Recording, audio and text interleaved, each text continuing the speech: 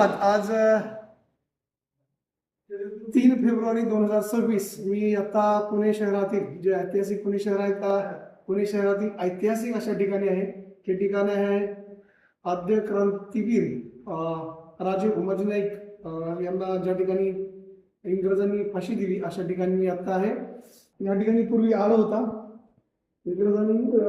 इंग्रजांच्या जुलमी राजवटीच्या विरोधात ज्यांनी आवाज उठवला आणि सर्वांना एकत्र केला असे रामोशी समाजाचे असणारे आद्य क्रांतीवीर राजे उमाजी नाईक यांना याच ठिकाणी फाशी देण्यात आली आणि त्यांचं प्रेत बाहेरच्या बाजूला एक मोठं झाड आहे.